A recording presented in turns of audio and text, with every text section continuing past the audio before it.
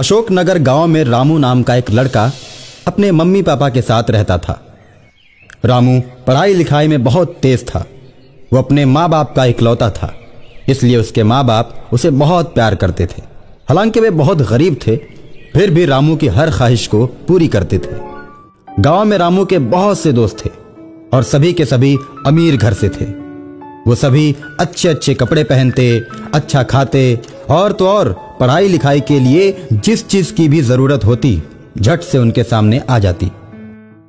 सभी बच्चे अपने घरों में कुर्सी मेज पर पढ़ा करते थे, लेकिन रामू के पास पढ़ने के लिए कुर्सी मेज नहीं था।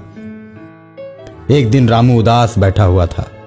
रामू की मां ने रामू को पहली बार उदास देखा तो उसकी उदासी का कारण पूछा।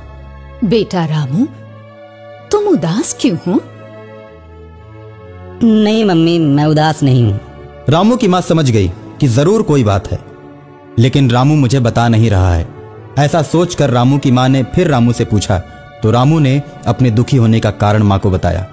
रामू की बात सुनकर उसकी मां कहती है, अच्छा, तुम्हें पढ़ने के लिए कुर्सी मेज चाहिए? बस इतनी छोटी सी बात, चलो तुम्हारे लिए आज ही कुर्सी मेज ले आते हैं। रामू अपने मम्मी पापा के साथ जाकर कुर्सी मेज खरीदता है और उसे अपने कमरे में रखकर पढ़ने के लिए बैठ जाता है। कुर्सी पर बैठते ही एक ही झटके में सारी पुस्तकें उसको याद हो जाती हैं और अगले ही दिन जब वो स्कूल में जाता है तो स्कूल के शिक्षक उसकी प्रतिभा को देखकर आश्चर्य में पड़ जाते हैं। एक रात में इतना बदलाव कैसे हो गया? स्कूल के प्रिंसिपल रामू के मम्मी पापा को स्कूल में बुलाते हैं और पुरस्कृत करते हुए पूछते हैं कि आखिर आपने ऐसा क्या कर दिया जो रामू एक ही रात में पढ़ने में इतना तेज हो गया? वैसे तो मेरा रामू रोज ही पढ़ता है। एक तो स्कूल में अच्छे शिक्षकों द्वारा पढ़ाया जाना और उसके बाद उन्हीं पढ़ी हुई चीजों को घर पर आकर पढ़ना, यही सब चीजें तो रामू को तेज बनाती हैं। और उस रात रामू फिर से पढ़ने के लिए कुर्सी पर बैठता है। रामू के बैठते ही कुर्सी अपने आप हिलने लगती है। रामू डर कर कुर्सी से नीचे गिर जाता है।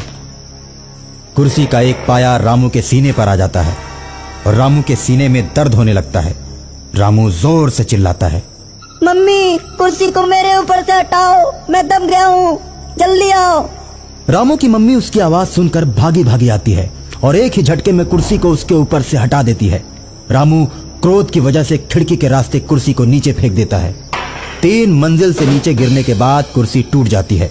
रामू के ऐसा करते ही उसकी माँ गुस्से से भर जाती है और उससे कहती है, मैं तुम्हारे लिए इतनी महंगी कुर्सी लेकर आई और तुमने एक ही झटके में उसे फेंक दिया। मुझे नहीं चाहिए ऐसी भुतिया कुर्सी, इसने तो मुझे मार ही दिया होता अगर तुम नहीं आए होती तो। अभी दोनों बात कर ही रहे होते हैं कि कुर्सी अपने आप घर में आकर चलने लगती है। चलती हुई कुर्सी को देखकर रामू के साथ साथ उसकी माँ भी डर जाती है और उस दुकानदार के पास जाती है जहाँ से उन्होंने कुर्सी खरीदी थी। दुकानदार के पास पहुँचने के बाद कहती है, भैया आप अपनी कुर्सी वापस ले लो। बहन जी, बिका हुआ माल वापस नहीं होता।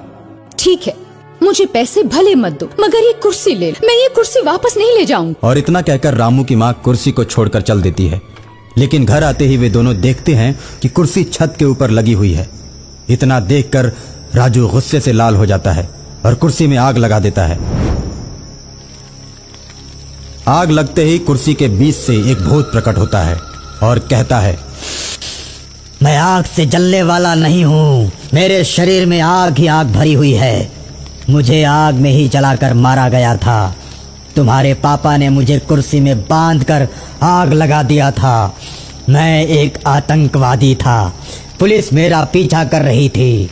मैं तुम्हारे घर में घुस गया था और अंदर से दरवाज़ा बंद करके पुलिस पर गोलियां चलाने लगा। बहुत सारे पुलिस वालों को मैंने मार दिया था, लेकिन जब मेरी गोलियां ख़त्म हो गई तो तुम्हारे देशभक्त पापा ने मुझे कुर्सी में बांधकर आग से जला दिया। तभी से मैं बदले की भावना से जल रहा हूँ और अब मैं अपना बदला पूरा करके ही मानूंगा। जिस तरह मेरी बीवी और बच्चे मेरे अभाव में तड़प रहे होंगे, उसी तरह तुम दोनों को भी मैं तड़पाऊंगा। इतना कहने के बाद वो भूत कुर्सी के रूप में बदल जाता है। रामू की मम्मी सारी घटना को फोन पर अपने पति से बताती है और कहती है, आप सावधान रहना और घर पर मत आना। फोन पर पत्नी से सारी बात सुनने के बाद रामू के पापा रास्ते में ही एक तांत्रिक के पास जाते हैं। तांत्रिक को सारी घटना के बारे में बताते हैं।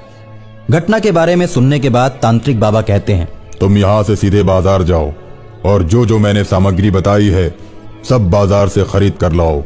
उसके बाद मैं तुम्हारे साथ चलता हूँ। रामू के पापा तांत्रिक द्वारा बताई गई सभी सामग्रियों को खरीदते हैं और बाबा के साथ अपने घर की तरफ चल देते हैं। तांत्रिक घर के बीचों बीच एक हवन कुंड बनाता है और भूत को पास बुलाने के लिए साधना शुरू कर देता है। ओम ऐं क्लीं ओम फट स्वाहा, ओम ऐं क्लीं ओम फट स्वाहा। आंख मूंद कर तांत्रिक के 3-4 बार मंत्र पढ़ते ही कुर्सी तांत्रिक के पास आने लगती है।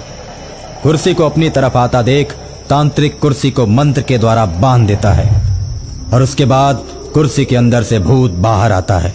पर भूत के बाहर आते ही उसके हाथ और पैर को तांत्रिक मंत्रों द्वारा बांध देता है और राजू के पापा से कहता है, ये आग में जलने वाला नहीं है, इसे मिट्टी के नीचे दबाना होगा, क्योंकि इसका नाम अब्दुल करीम है। कब्र में दफनाने के बाद ही इसकी आत्मा शांत होगी। तांत्रिक और राजू के पापा मिलकर उसे कब्र में दफना देते हैं और उसके बाद कुर्सी भी गायब हो जाती है।